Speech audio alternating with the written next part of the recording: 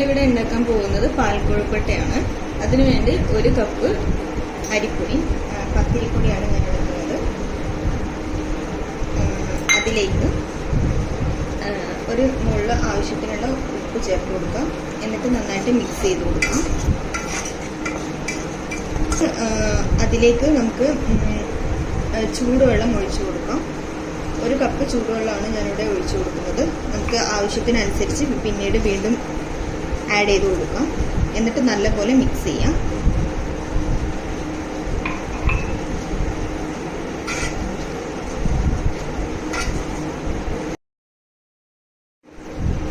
നമുക്കിത് നന്നായിട്ട് ചൂട് തണിഞ്ഞിട്ട് നമുക്കിത് നന്നായിട്ടൊന്ന് കുഴച്ചെടുക്കാം.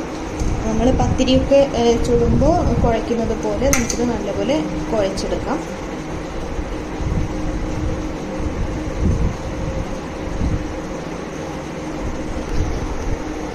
നമുക്കിത് ചെറിയ ചെറിയ ഉണ്ടകളാക്കിയിട്ട് കൊഴുക്കട്ടയ്ക്ക് ഉണ്ടാക്കുന്നത് പോലെ ചെറിയ ചെറിയ ബോൾസ് ആക്കിയിട്ട് എടുക്കാം. നല്ല ചെറിയ ഉണ്ടയാക്കുന്നതാണ് നല്ലത്. അതാകുമ്പോൾ നമുക്ക് പെട്ടെന്ന് സമയം എടുക്കാതെ നമുക്ക് പെട്ടെന്ന് വെന്ത് കിട്ടും. വലിയ ഉണ്ടയാക്കി എടുക്കുമ്പോൾ നമുക്കത് വെന്ത് കിട്ടാൻ ഭയങ്കര പാടായിരിക്കും, കുറേ സമയം എടുക്കും. അപ്പം നമുക്കിത് ചെറിയ ചെറിയ ബോൾസ് ആക്കിയിട്ട് എടുക്കാം.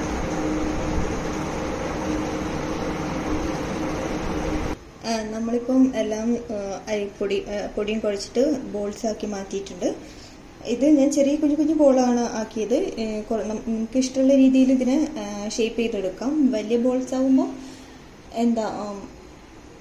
വെന്ത് കിട്ടാൻ പണിയായിരിക്കും. അതുകൊണ്ടാണ് ഞാൻ ചെറിയ ചെറിയ ബോൾസ് ആക്കിയത്. ഇതാകുമ്പോൾ നമുക്ക് പെട്ടെന്ന് വെന്ത് കിട്ടും. അടുത്തതായി നമ്മളിത് വേവിച്ചെടുക്കാൻ പോവുകയാണ്. ഇത് നമ്മൾ തേങ്ങാപ്പാലിലാണ് വേവിച്ചെടുക്കുന്നത്. അതിനായിട്ടൊരു ചീനച്ചട്ടി എടുത്തിട്ട് ഞാൻ ഗ്യാസ് ഓൺ ആക്കിയിട്ടുണ്ട്.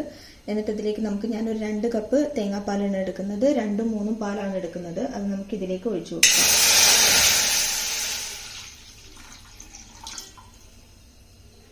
എന്നിട്ട് ഇതൊന്ന് ജസ്റ്റ് ഒന്ന് ചൂടായിട്ട് വരുന്ന സമയത്ത് നമുക്കിതിലേക്ക് നമ്മൾ എടുത്തു വെച്ച ബോൾസ് ഇതിലേക്ക് ഇട്ട് കൊടുക്കാം.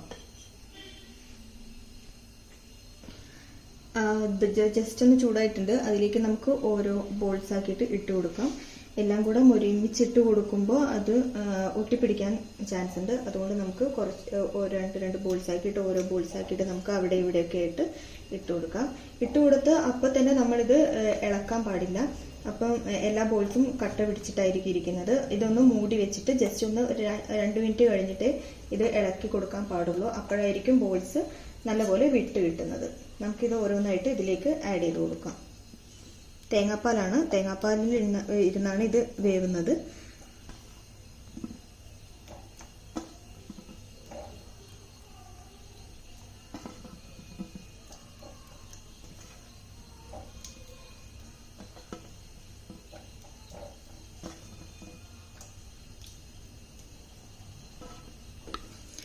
നമ്മളിപ്പം എല്ലാ ബോൾസും ഇതിലേക്ക് ഇട്ട് കൊടുത്തിട്ടുണ്ട്. എന്നിട്ട് ഒരു 2 മിനിറ്റ് നമുക്കിതൊന്ന് അടച്ചു വെക്കാം. അടച്ചു വെച്ചിട്ട് 2 മിനിറ്റ് കഴിഞ്ഞിട്ടാണ് നമ്മളിതൊന്ന് ഇളക്കി കൊടുക്കേണ്ടത്. അപ്പം നമുക്കിത് അടച്ചു വെക്കാം.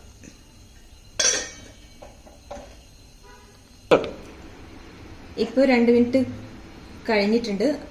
നമുക്കിതൊന്ന് തുറന്നു നോക്കാം. ഒന്ന് ചൂടായിട്ടുണ്ട്. നമുക്കിതൊന്ന് ഇളക്കി കൊടുക്കാം. ഇപ്പം നോക്കൂ, എല്ലാ ബോൾസും വിട്ട് വരുന്നുണ്ട്. ഒന്നും പറ്റി പിടിച്ചിട്ടില്ല. ഒന്ന് ജസ്റ്റ് ഒന്ന് ഇളക്കിയിട്ട് അടി പിടിക്കുന്നുണ്ടോ നോക്കിയിട്ട് ജസ്റ്റ് ഒന്ന് ഇളക്കി അടി പിടിക്കാത്ത രീതിയിൽ ഒന്ന് ജസ്റ്റ് ഇളക്കി കൊടുക്കാം.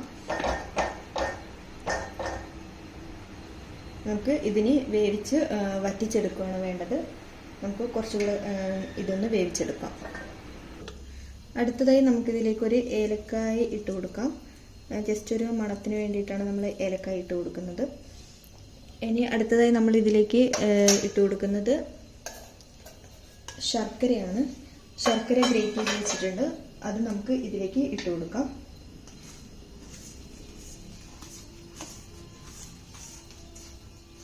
നമ്മുടെ മധുരത്തിനനുസരിച്ചുള്ള ശർക്കര നമുക്ക് ഈ സമയത്ത് ഇതിലേക്ക് ആഡ് ചെയ്ത് കൊടുക്കാം. ശർക്കര കട്ടയാണെങ്കിൽ അത് നമുക്ക് അരിയിച്ചിട്ട് ഇതിലേക്ക് ആഡ് ചെയ്ത് കൊടുക്കുന്നതായിരിക്കും നല്ലത്.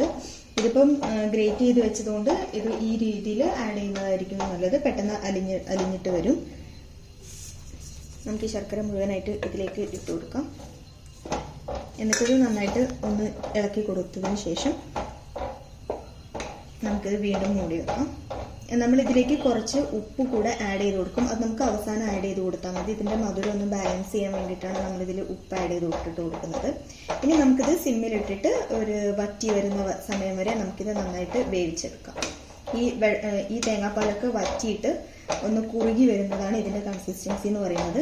അപ്പോൾ നമുക്കിത് ആ രീതിയിൽ എത്തുന്നത് വരെ നമുക്കിത് നല്ലപോലെ മൂടി വെച്ചിട്ട് വേവിച്ചെടുക്കാം.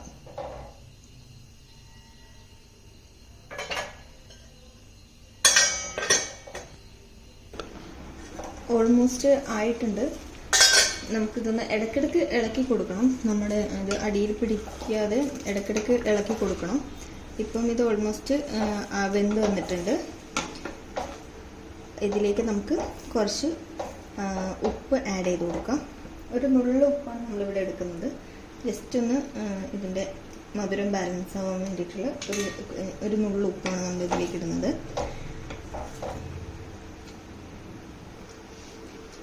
ലാസ്റ്റായിട്ട് നമ്മളിതിലേക്ക് നമ്മൾ നേരത്തെ എടുത്തു വെച്ച തേങ്ങാപ്പാലിൻ്റെ ഒന്നാം പാല് ആഡ് ചെയ്ത് കൊടുക്കാം. നല്ല കട്ടിയുള്ള ഒന്നാം പാലാണ് നമുക്ക് ആഡ് ചെയ്ത് കൊടുക്കാം. എന്നിട്ട് ജസ്റ്റ് ഒന്ന് ഇളക്കി ഒന്ന് ചൂടായിട്ട് വരുമ്പോൾ നമുക്കിത് റെഡിയായി എടുത്തു വെക്കാം.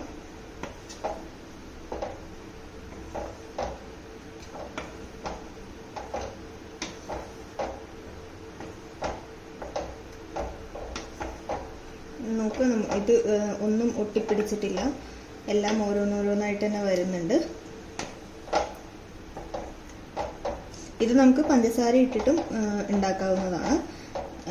അല്ലെങ്കിൽ തേങ്ങാപ്പാലല്ലാതെ പശുവിൻ്റെ പാലിൽ ആണെങ്കിൽ നമ്മൾ പഞ്ചസാര ഇട്ടിട്ട് ഉണ്ടാക്കാം. തേങ്ങാപ്പാലാവുമ്പോൾ പഞ്ചസാര ഇട്ടിട്ടും ഉണ്ടാക്കാം, അല്ലെങ്കിൽ ശർക്കര ഇട്ടിട്ടും ഉണ്ടാക്കാം. പശുവിൻ്റെ പാലാണ് എടുക്കുന്നതെങ്കിൽ നമ്മൾ ശർക്കര ഇടില്ല. നമ്മളതിന് പകരം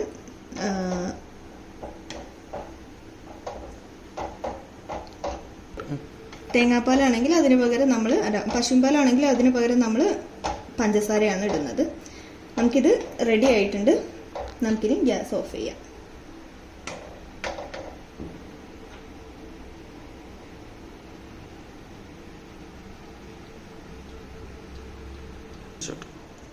നമ്മുടെ പാൽക്കൊഴുക്കട്ട ഇവിടെ റെഡി ആയിരിക്കുകയാണ്. നല്ലൊരു തിക്ക് കൺസിസ്റ്റൻസിയിലാണ് ഇതുള്ളത്. നമുക്കിത് ചൂട് കഴിഞ്ഞിട്ട് കഴിക്കാം. നല്ലപോലെ എല്ലാ ബോൾസും വിട്ട് വന്നിട്ടുണ്ട്. ഒന്നും കട്ട പിടിച്ച് വന്നിട്ടില്ല. നല്ല മധുരമുണ്ട്. മധുരമൊക്കെ കറക്റ്റാണ്.